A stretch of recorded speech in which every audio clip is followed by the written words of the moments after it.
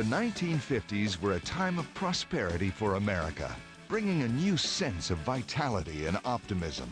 The Hollywood film community also flourished during that period. And in that decade, Paramount Pictures produced some of its greatest and most memorable films. You're Norma Desmond. Used to be in silent pictures, used to be big. I am big. It's the pictures that got small. In 1950, Paramount produced director Billy Wilder's Sunset Boulevard, a motion picture still considered as one of the best. This classic film explored the darker side of Hollywood. Montgomery Clift was originally cast in the lead role of the Gigolo screenwriter, but dropped out of the picture just 2 weeks before filming was to begin. William Holden replaced Clift, and as a result was nominated for the Best Actor Academy Award. But it was Gloria Swanson's portrayal of the long-forgotten movie star Norma Desmond that truly thrilled audiences. It was Swanson's first motion picture in over 8 years. Sunset Boulevard was nominated for 11 Academy Awards and won the praise of film critics and movie fans alike. Every time you leave me for a minute, it's like goodbye. I like to believe it. You can't live without me. 1951 proved to be a banner year for Paramount Pictures. One film in particular rose above the rest of Hollywood's offerings. A Place in the Sun, starring Elizabeth Taylor and Montgomery Clift, was Paramount's prestige picture that year, bringing home 6 Academy Awards, including Best Director. As the Korean War raged on during the early years of the decade, America's love affair with movies continued. Paramount produced many of its now classic films, including Come Back Little Sheba, which earned Shirley Booth the Best Actress Academy Award in 1952. When I remember the way you used to be, always drinking and getting into fights. Please be. I'm sorry, Daddy. But the most celebrated picture that year was a film which had audiences cheering. One of the reasons we made the greatest show on earth is because the world needs laughter today. That kind of laughter. Director Cecil B. DeMille's The Greatest Show on Earth was the studio's biggest grossing film of the time and took home the Academy Award for Best Picture. The film featured a star-studded cast including James Stewart, who was seen only in clown makeup for the entire film. Seymour, California needs a transfusion. Huh? What are you doing back there, sleeping? Sleeping? Are you kidding? I'm standing back here like a horse working like a dog. Throughout the 1950s, Jerry Lewis and Dean Martin proved to be box office gold for Paramount. They were the country's biggest nightclub act, and their films launched them to the top ranks of Hollywood stardom. First featured in 1949's My Friend Irma, Lewis and Martin went on to star in 10 major motion pictures for Paramount during the 50s. After their partnership broke up in 1956, Jerry Lewis continued to produce and star in films for Paramount, making one successful picture after another.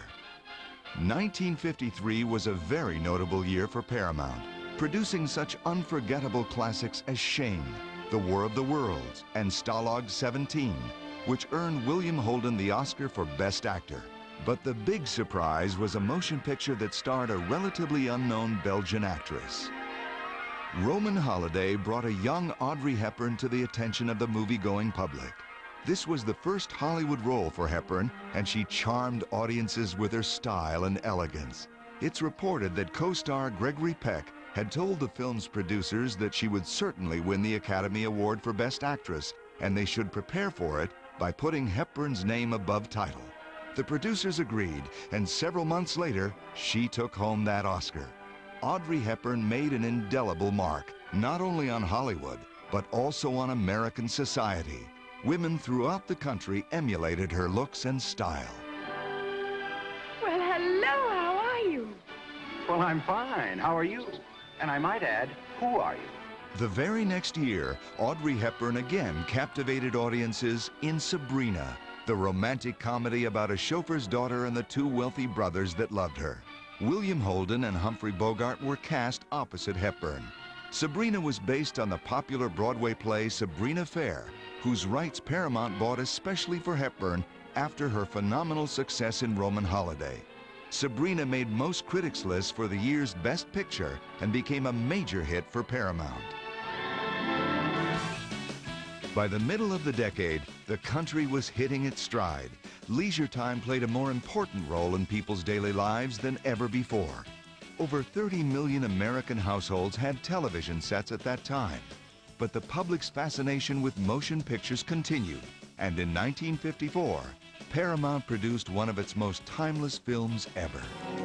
I'm dreaming of a white Christmas. White Christmas is as popular with movie audiences today as it was in 1954 when it was first released theatrically. It was Hollywood's biggest hit that year.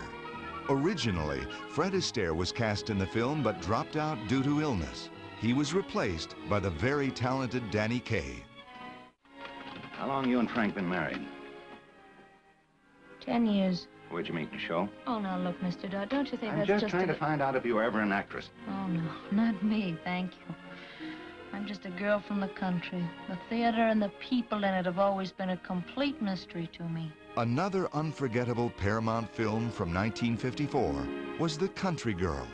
Portraying an alcoholic, Bing Crosby had an opportunity to reveal acting talents that audiences had never seen. It also gave his leading lady, Grace Kelly, the Academy Award for Best Actress. The following year, Grace Kelly again wowed audiences when she was cast opposite Cary Grant in Alfred Hitchcock's To Catch a Thief.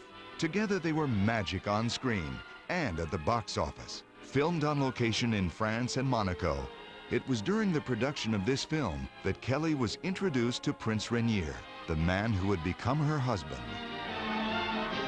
Behold his mighty hand!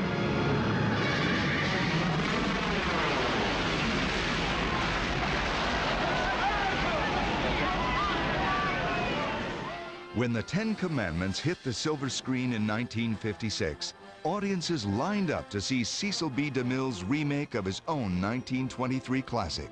With over 8,000 extras, extraordinary sets and locations, the Ten Commandments cost Paramount an astounding $13 million to make and carried an unheard-of running time of over 3.5 hours. DeMille found it necessary to build new pyramids for this film since the original ones looked too old and weathered. The cast was so huge that instead of yelling action, DeMille had to shoot off a gun to tell the actors the scene was beginning. Charlton Heston was cast as the biblical figure Moses, and DeMille's recreation of the parting of the Red Sea is still considered one of cinema's most spectacular scenes. I love your funny face. Funny Face won the hearts of the movie-going public with its charm and wit in 1957, and Paramount once again realized major success at the box office. This delightful tale of a bookshop salesgirl played by Audrey Hepburn and a photographer played by Fred Astaire was nominated for 4 Academy Awards. The film features some of the most memorable Ira and George Gershwin songs ever written.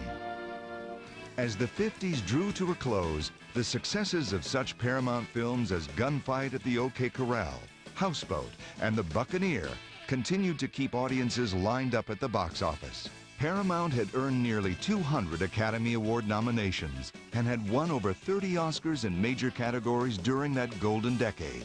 But the 60s were looming ahead, and that era would bring major changes for Hollywood and the country.